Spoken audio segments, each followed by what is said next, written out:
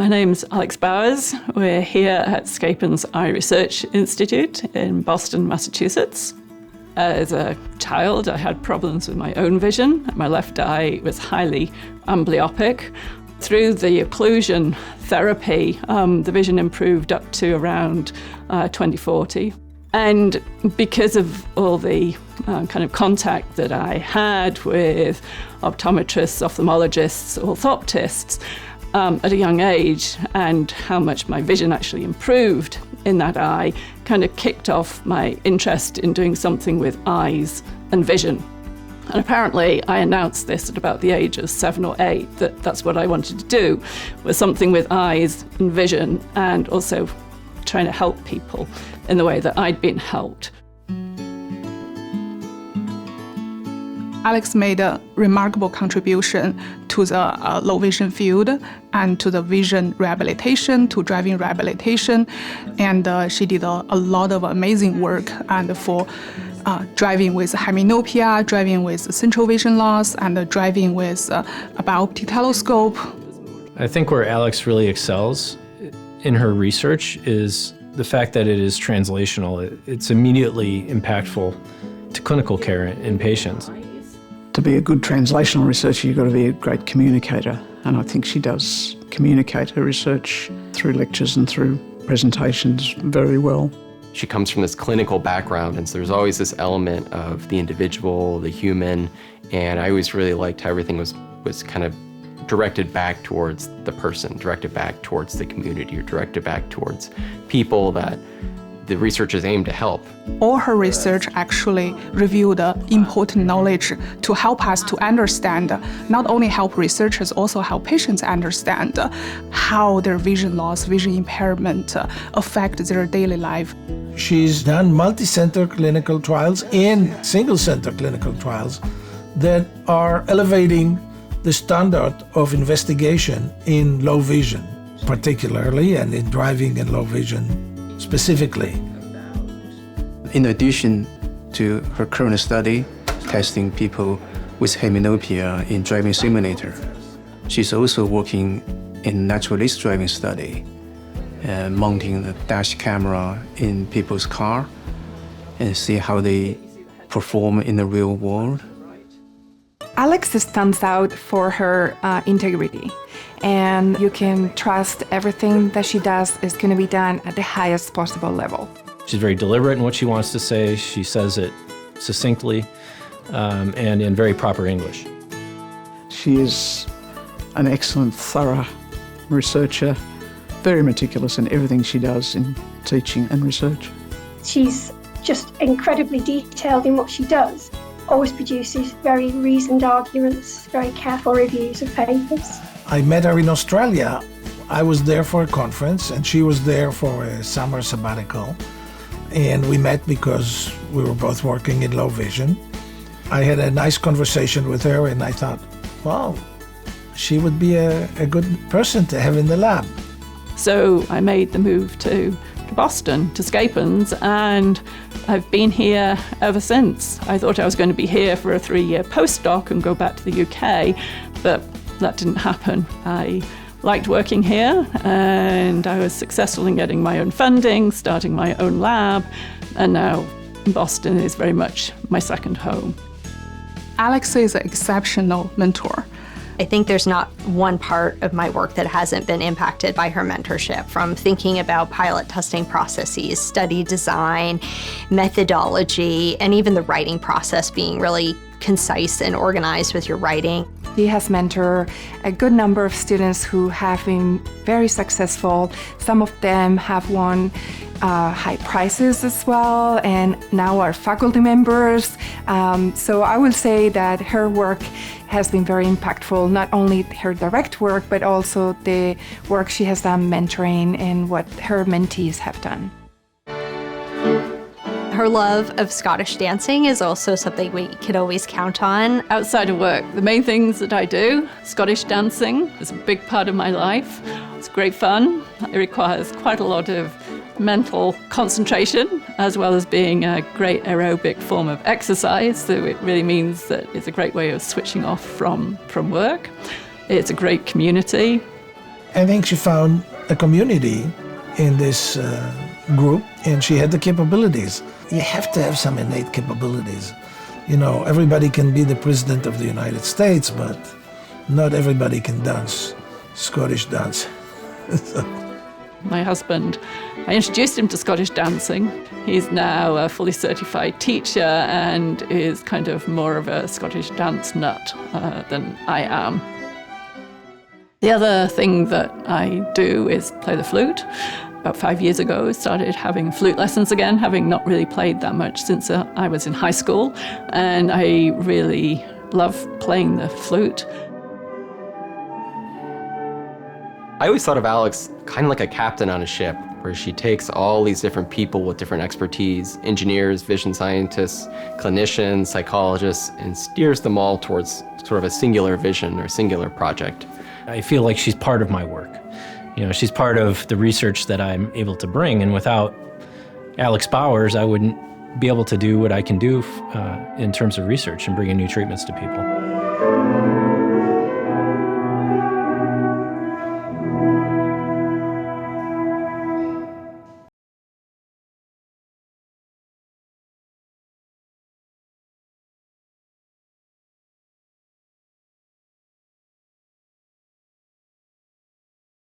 Thank you. It's really an amazing honor to be receiving this award. So a big thank you to the Academy and to the Foundation. This award means a lot to me, and it really recognizes not only what I've achieved, but also everything that the people who worked with me over the years have achieved in my kind of journey, my research journey. I'd like to share a little bit of that with you now. I have no disclosures. As you heard in the video, apparently at a young age, I said that I wanted to do something with eyes and vision and helping people. And perhaps that's why I ended up in vision rehabilitation research. Broadly, I would describe my research as helping patients with irreversible vision loss make the most of their remaining vision. Before I get into the nitty-gritty of my talk, I wanted to mention a few people who've been influential in my research journey.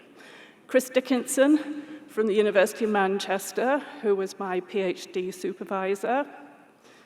John Levy-Kitchen from Queensland University of Technology, who did a lot to keep me going when I was finishing off writing up my PhD, and also gave me the opportunity to spend time at QUT, which is where I just happened to meet Ellie, and not long afterwards made the big move for me to doing full-time research as a postdoc in Ellie's lab. And Ellie has continued to be a great colleague, friend, and mentor over the years. And finally, I'd like to mention Gang Lu. Gang and I actually started as postdocs together in Ellie's lab at the same time. And Gang has continued to be a great friend and colleague throughout our years together at Scapens. So there have been two main questions underpinning my research. One, how does vision impairment affect activities of daily living, including reading, walking, and driving? And how do devices or technology reduce the impact of the impairment, with a goal of establishing an evidence base to demonstrate efficacy? I've looked at central vision loss, peripheral vision loss, hemianopic field loss, and I've looked at a whole range of devices and technology. Peripheral prism glasses, bioptic telescopes, driver assistance technology, collision warning devices, visual field expansions and night vision devices, and a bunch of stuff for reading. My main methods include evaluations within the controlled environment of the lab, complemented by evaluations in real-world environments. I've used single-site and multi-site clinical trials, and over the pandemic, we got deeply into doing questionnaires. Obviously, this is a lot of stuff. I'm not going to talk about all of it today. I'm going to focus on driving with hemianopia. Brief reminder, I'm going to be talking about homonymous hemianopia, which is the loss of half the visual field on the same side in both eyes, most commonly caused by stroke. So any damage to the postchiasmal visual pathways on the right side of the brain are going to end up with left hemianopia. Why study driving with hemianopia? Well, first of all, it's really important for independence and quality of life. Secondly, people with hemianopia are permitted to drive. Here in the US, there are actually many states where they do meet the minimum field requirement, and they can also drive in some other countries following a specialized road test. And also importantly, some drivers with hemianopia have been rated as safe to drive in on-road studies. But 20 years ago, I'm revealing my age, there was very little knowledge about how hemianopia affects driving performance. So the first research question then is, how does hemianopia affect driving performance? I've looked at this in terms of responses to hazards and also lane position and steering. Today, I'm going to focus on detection of hazards. So imagine that you are sitting at this T intersection, you're about to take a left turn, a car approaching from the left and from the right are potential hazards. As somebody with a normal vision, when looking straight ahead, you don't see anything behind you. So I'm showing what you don't see as that gray there. You're not actually aware of it. So we'll just show it as being the same color as the background. Somebody with left hemianopia sees nothing to the left of their gaze point. So they're not going to see this car approaching from the left when looking straight ahead. But they could compensate by scanning. So this is looking about 45 degrees to the left. You can see that it's still a long way from that approaching car. If they look far enough, then they will see that car. But they have to look at least as far as a hazard.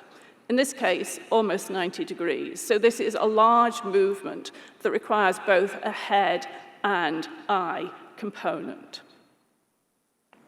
So do drivers with hemianopia scan as far as hazards on the blind side? We looked at this in two different situations. Pedestrians crossing the road at kind of mid-block and motorcycles at intersections. And the reason for looking at these two situations is that the detection of the pedestrian required a small or moderate scan, which would be possible with eye movements alone, whereas detection of the motorcycle required a large scan, which would need both head and eye movement. This is a driving simulator that we've been using. As you can see, it has all the controls of a normal automatic transmission car, and it's equipped with a series of remote cameras that we can use for tracking head and eye position across 180 degrees, which is really important when you want to look at the large scanning movements at intersections. So our first situation, pedestrians mid-block. The pedestrians could appear at a small eccentricity, requiring about a 40-degree scan, so pedestrian about to step off the curb, or at a larger eccentricity, requiring a moderate scan. These were real hazards. After the pedestrian appeared, it ran across the road in front of the approaching car.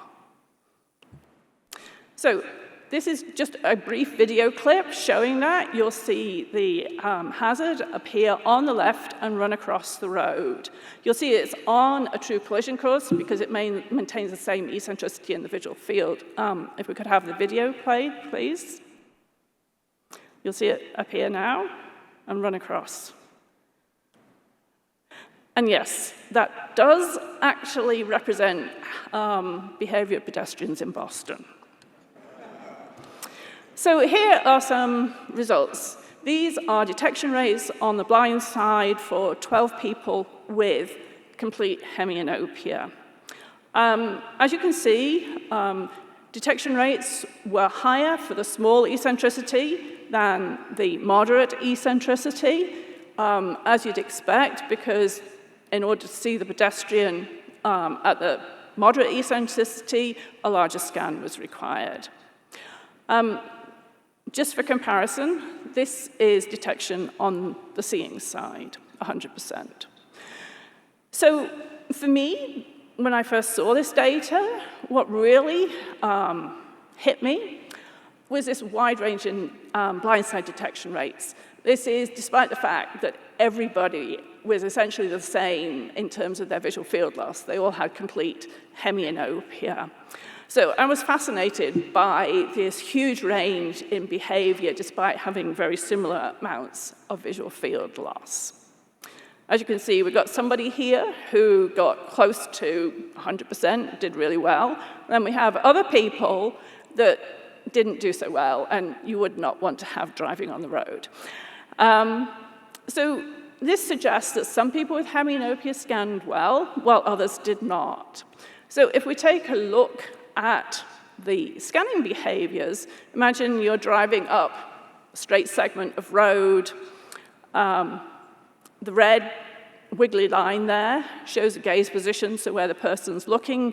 0 means looking straight ahead. It's somebody with left hemianopia, so that's why we have the gray shading to the left of the gaze position. This person, even if you don't know much about eye movements, you can see that they're really not scanning very much, and not surprisingly, had low detection rates.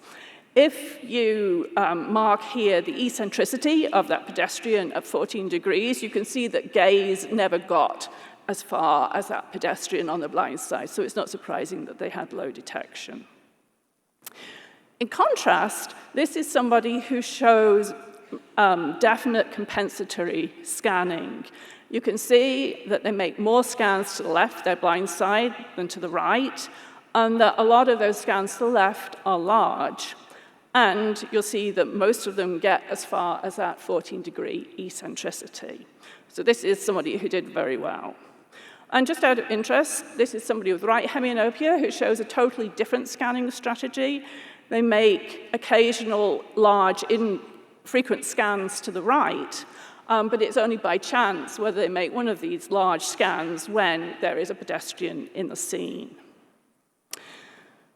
So, moving to our second situation, having to make a large scan to see motorcycles at intersections. So basically, we had a motorcycle that speeded towards the intersection, and if the driver didn't slow down, there would be a collision. In order to see that motorcycle on the blind side, the participant would need to make a scan of at least 54 degrees towards their blind side, so a large scan. Here are the data. This should be looking pretty familiar to you by now. Again, you see this very large between-subject variability. And if we look at detection rates on the seeing side, you can see that there is a clear deficit on the blind side. So when there was a blind side detection failure, we looked at the data to see whether there was a head scan towards the motorcycle.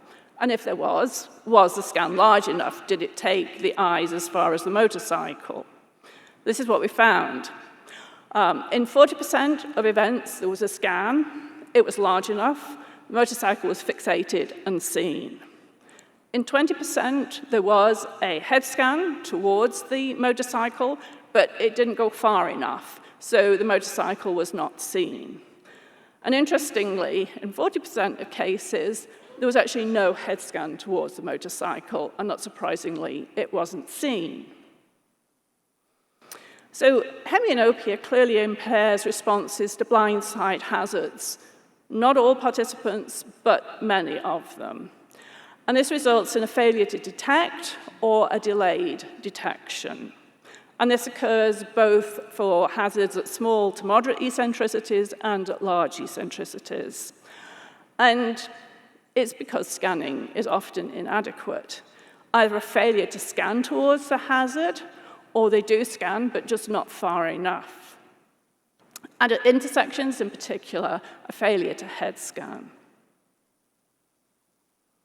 So, turning to research question 2, do devices or technology reduce the impact of the impairment?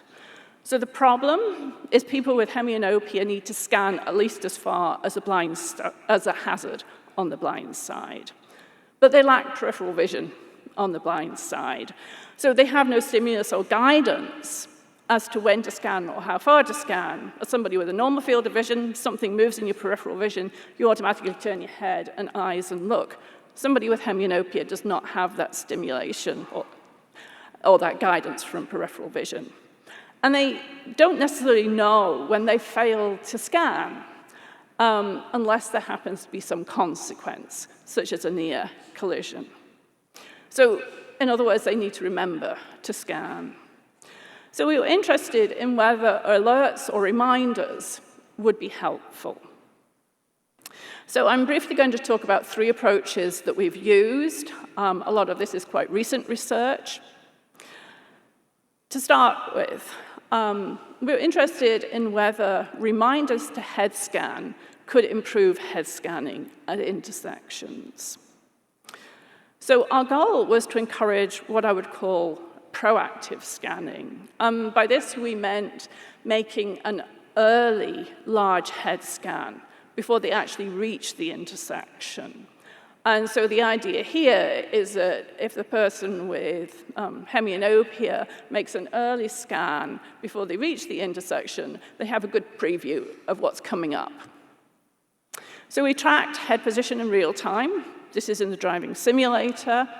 And if they didn't make one of these large early head scans, then they got a reminder.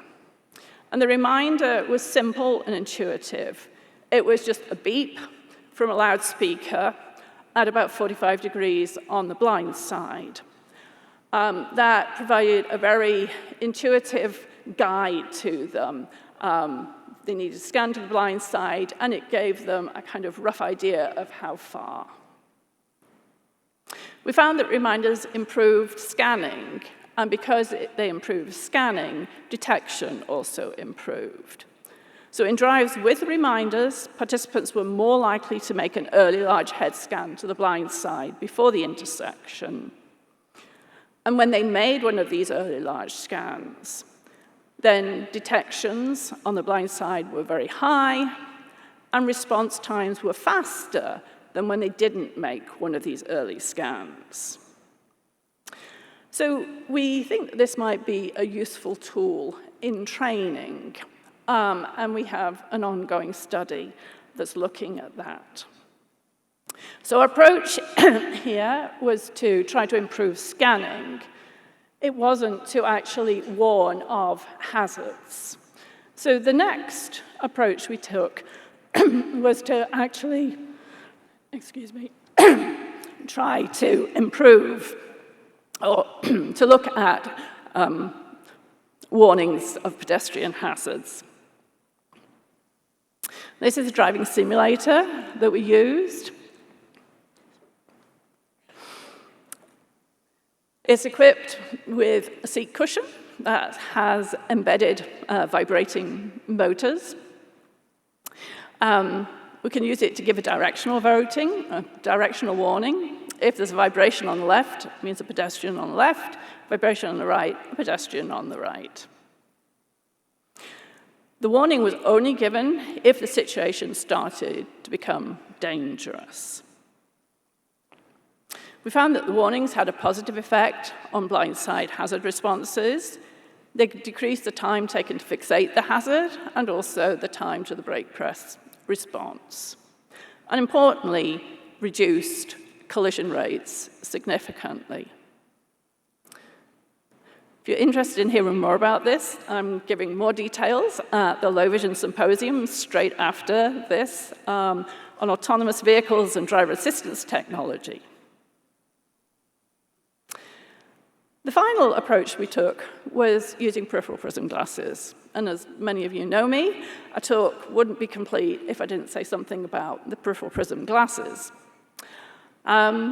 These are high-powered Fresnel prisms Permanent prisms embedded in a regular spectacle carrier lens. The prisms act in peripheral vision. They image things from the blind side onto the seeing side so that they can be seen and hence provide alerting to blind side hazards. In the clinic, if you do a visual field plot with the prisms, then you see that you get this nice area of field expansion into the blind hemifield, here about 30 degrees. If we go back to that pedestrian that was running across the road, it was coming from a 14-degree eccentricity, which would be at this position in the blind hemifield. As you can see, that falls nicely within the area of field expansion. So an important question for us was whether the field expansion actually improves hazard detection. It's great showing field expansion in the perimeter, but that really doesn't relate that much to vision in the real world. So we had people with hemianopia drive in the simulator and looked at the detection rates without and with the peripheral prisms. So here, any points lying on that diagonal line would mean they did the same with and without the prisms. Anything above the line means they did better with the prisms. And these are the data from 11 people with hemianopia. You can see that overall they did better with the prisms. Again, this very wide range. Some did much better than others with the prisms. Overall, we had a significant effect with a substantial improvement in blindside detection rates. We also found improved responses to blindside hazards with these kind of prisms in an on-road study. And some people with hemianopia in the United States are using these prism glasses when driving. But the field expansion is limited by the power of the prisms, which 65 is a maximum. So obviously, they're not necessarily helpful for hazards outside the area of field expansion at larger eccentricities. So Ellie's most recent invention are these multi-periscopic prism glasses. They use reflecting prisms, which provide a high-quality image, free from aberrations and distortions, and 100 prism diopters is possible. And we are currently evaluating these in a multi-center clinical trial and also in the driving simulator. So, some key takeaways. This is all about relating to how people with hemianopia behave in the real world. So the first thing we found was this very wide range in blindside detection rates, despite everybody having complete hemianopia. So this really emphasizes the importance of evaluating their ability to use their vision in a task which incorporates scanning demands of the real world. With somebody with hemianopia, just doing a visual field plot is not enough. If you want to figure out how well do they use their vision, how well do they function, you have to get them to perform a task where they actually need to scan. We found that people with hemianopia often fail to scan far enough to the blind side, particularly at intersections. So we really need to reinforce the importance of using head movements and scanning at least as far as seeing the sidewalk on the side nearest to you. And finally, we need individualized assessments of fitness to drive. Everybody with hemianopia is different. They're an individual. And I would like to suggest that a driving simulator is a good tool and could be used for screening prior to a road test. I showed you 3 approaches that we'd taken to try and address the scanning and detection deficits. All 3 had positive effects, but none fully restored performance to normal levels, but certainly reduced collision risk. So what's next? I haven't solved all the problems. I've still got a lot of research to do. But what we are now looking at is moving from the lab into the real world. The driving simulator is great. It provides a controlled environment. You can give every participant exactly the same scenario. You can record head and eye movements, etc. But it's not the real world. So we are moving to looking at head scanning in naturalistic driving. This means that we put video recording systems into the person's own car for several months and capture their everyday driving. We have a camera to record the head movements of the driver and a camera to record the road ahead. And so using this kind of approach, we really want to look at how are people with hemianopia scanning in their everyday driving. Do we see evidence of compensatory scanning? Do we see evidence of failures to scan, as we did in the driving simulator? And if they fail to scan, what are the consequences? So I'd like to thank all of you very much, all my funding sources, and a big shout out to all the people in my lab who've contributed in so many ways and made this research possible. And again, a big thank you to the Academy, to Dave for making that wonderful video, and also to Ellie Pally and Henry Green, who nominated me. I truly appreciate it. Thank you.